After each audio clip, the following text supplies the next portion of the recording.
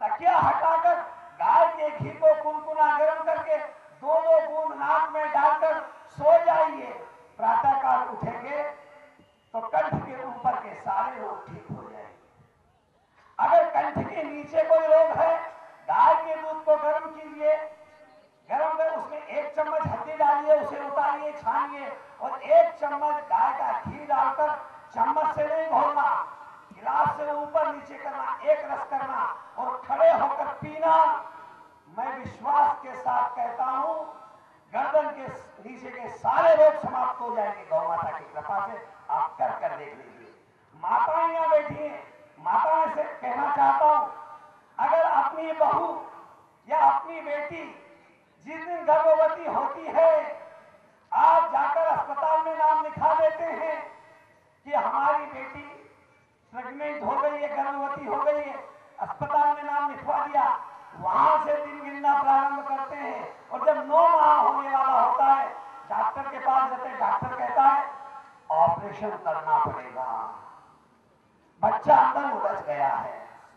90% doctor ये सलाह देते हैं और ऑपरेशन करके बच्चा करवाना पड़ता है। आप गौ माता के पास आइए, बहुत सरल उपाय है। गाय का जो दूध है उसे चांदी की कटोरी में जमाइए, अगर चांदी की कटोरी नहीं है तो मिट्टी के बर्तन में जमाइए और चांदी का सिक्का डाल दीजिए। सुबह का दही शाम को और शाम का दही सवेरे खिलाइए। जब तक वह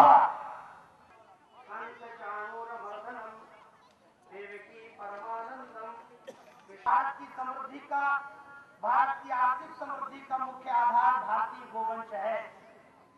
गोवंश आधारित हमने अपने देश की रचना की है, अपने गांव की रचना की है। भारत गांव में रहता है। अभी आप श्रवण कर रहे थे, 5,95,000 गांव में भारत बसता है और गांव में रहने वाले लोग सीधा संबंध अपनी गांव की भूमि से रखते हैं। भारत की गांव की भूमि कृषि की भूमि कही जाती है। हम अपनी भूमि में कृषि कार्य करते हैं। भारत कृषि प्रधान देश है। दुनिया की भूमि में कुछ परसेंटेज में खेती होती है, लेकिन भारत की धरती में बहुत बड़े हिस्से में हम कृषि का कार्य करते हैं। भारत में जीवन जीने की हमारी अपनी पद्धति है, अपनी पारंपरिक शैली है।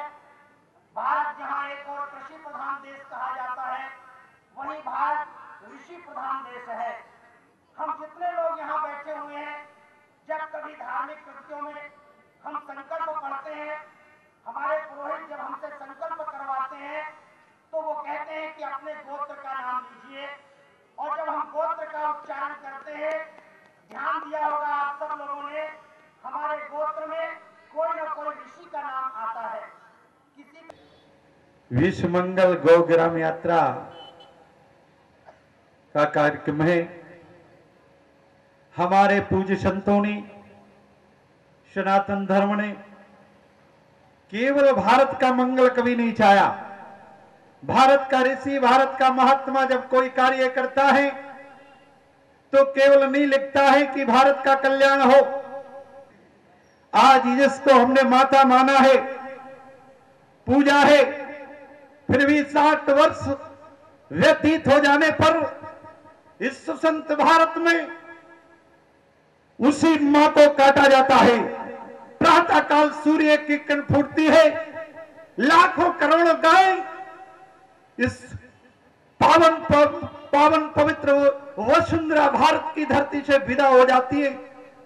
जरा विचार करो, हमने 60 वर्ष में इस सुसंत भारत में क्या पाया? लाखों करोड़ों अरबों गांवों का कत्ल करा दिया।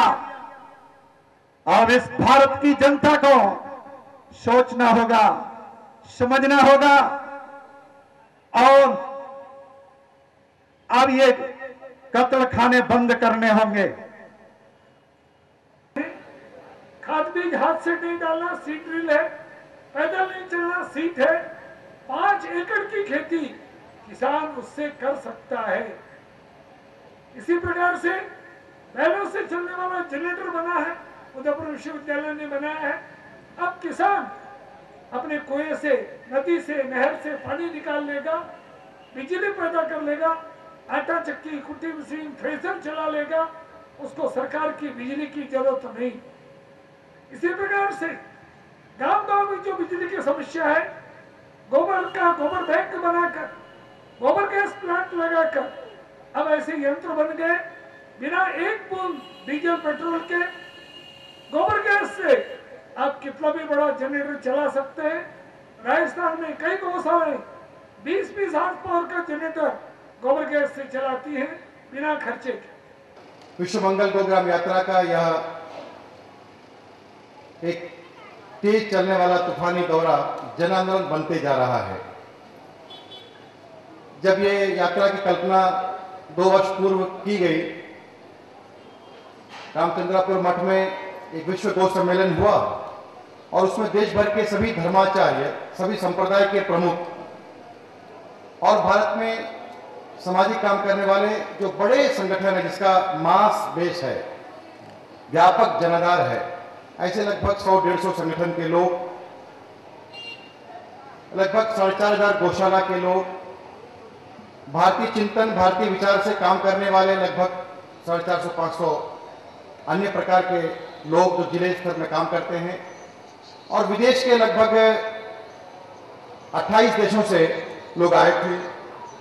और ये सारे के सारे जो लोग हैं, ये 10 दिनों तक वहां चिंतन करते रहे।